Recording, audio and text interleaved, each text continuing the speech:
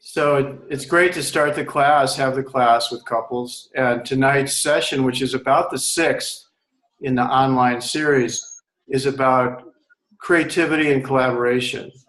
And of course, the downside of that, power struggles. And people think power struggle, oh, we fought over like what house we're going to buy. But I really think that a power struggle is more that subtle tension when you're trying to make a decision, and it can be about just about anything. So tonight, talking about power struggles, we're really trying to study how do we kind of grind against each other when we could be feeling more creative, more collaborative, more optimistic together. And what's exciting about that is as people learn to communicate better and as people learn to uh, really recognize and respect each other better, there's a upwelling of love and connection. So I think that that's like an outcome that the whole idea about studying power struggles and studying collaboration leads to is more love, more connection, and also uh, it seems self-evident, but it leads to more creativity.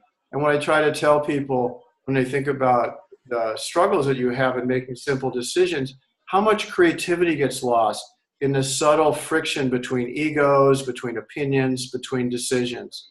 And the whole theme of creativity and collaboration is that you can learn to make small to major decisions from standpoint of respect and love.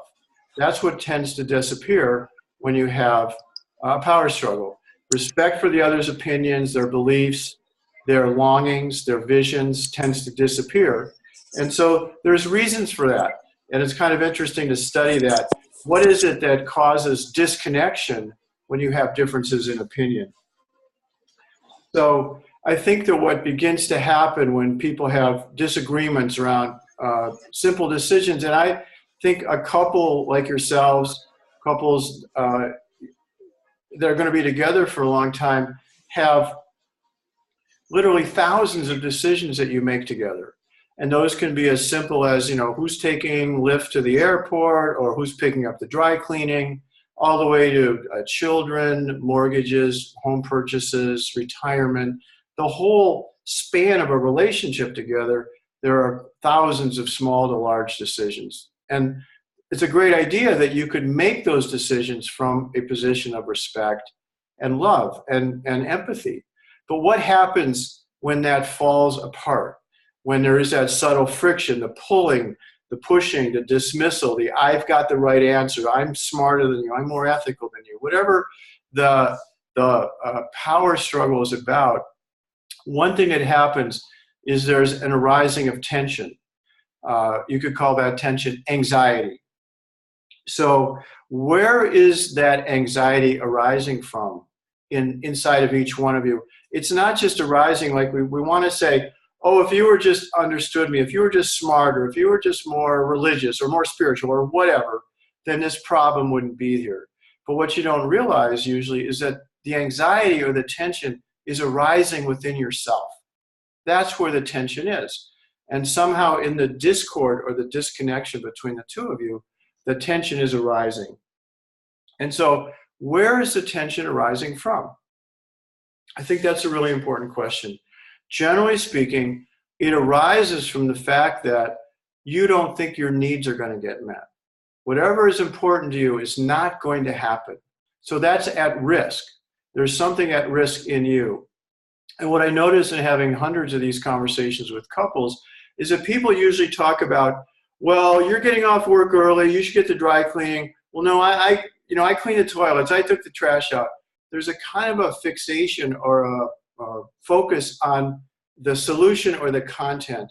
And what gets missed is what is the longing? What is the need? What is the deep feeling about that? So people are debating over solutions, and whenever there's a constant or long-term or repetitive conversation about solutions, then you know that something else is at stake. Am I loved? Does this person connect with me? Am I being taken care of? Am I generous? Those are the deeper kind of issues that tend to get exacerbated. That's where the tension is arising from.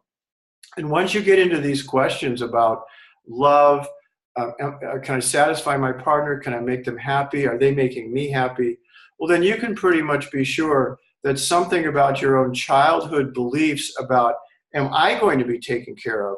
Is anybody taking care of me? Am I going to get my needs met? Do I know how to speak about my needs? You can pretty much be sure that if a power struggle continues, some childhood business, some childhood belief, some childhood experience, some childhood deficiency or loss is being touched. And that's why the power struggle tends to be intractable. Because think about it. If it was just like, would you get the dry cleaning? You go, I don't really want to, but I will. Then there's no childhood business that's getting evoked. You just make a generous compromise. You go, okay, sure. So something arises inside you that makes that generosity and that compromise difficult. So if you want to move from a very basic analysis like this into solutions, what are the solutions to power struggles? And again, let's not forget that the main goal of this whole conversation, this class, is about creating more love, creating more joy, creating more positive solutions, creating more connection. And then in the final analysis, having a more creative and loving lifestyle.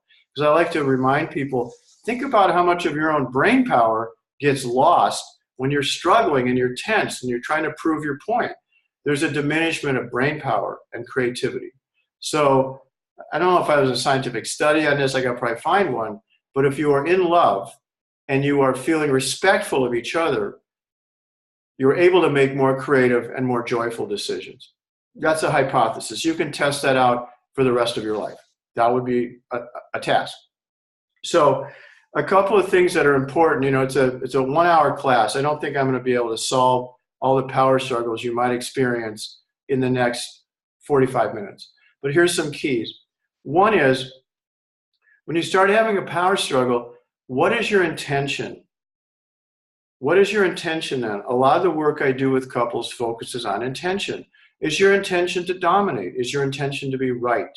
Is your intention to prove your case? That's usually what happens in a power struggle. I would submit that there's a much more transformational and intelligent intention, which is to remain connected. Find a way to be respectful and connected and explore what are the longings or the needs or the anxieties that are arising. I say to couples, why do you have 5 hours to have a power struggle, but you don't have 10 minutes to say, hey, what's really going on about this? It's an interesting question. We're so used to the struggle that we don't anticipate it and ask those deeper questions about what's really at stake here.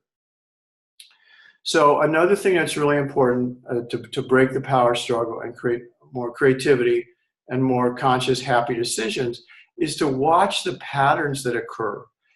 Oftentimes, the patterns will occur and reoccur in power struggles. You will tend to say the same thing, to take the same position, to make the same judgments of your partner, to dismiss their opinion in the same way. All that is saying a lot about your own training, your own psychology, your own childhood. It says a lot more about you than about your partner. So being curious about the things you actually say and feel and think and imagine when you're in a power struggle is consciousness. It's applying consciousness to these really important questions. And the last one, I kind of touched on it, and it's really the other of the online courses have touched on it. More authentic, vulnerable, open, heartful, emotional conversation. People tend to escalate into, my way is right. No, my way is more right. And here's the reasons my way is more right. No, my way is more right. So you have a content-based conversation. Both of you are feeling more anxious, maybe more fearful, and maybe more angry. So that is a more valuable and interesting conversation to have. What are you afraid of? Where is the anxiety arising from? And where's the anger arising from? That's a question that will help you. When you answer it, you say, well, I'm afraid that I'm going to lose something. A more vulnerable conversation than, why didn't you get the dry cleaning?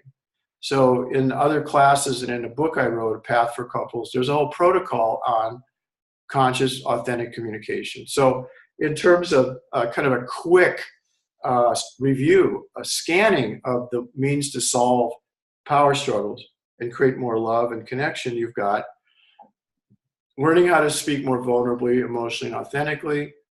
You've got the power of intention. Uh, do you need to be right, or do you want to be connected? And then noticing the patterns that arise, because the patterns are always saying a lot about your own internal conditioning. So for me, that is the short course. I don't know, the 10 minutes on power struggles. And the goal, of course, is to further this idea that through love and through connection, you can actually feel a lot more creative.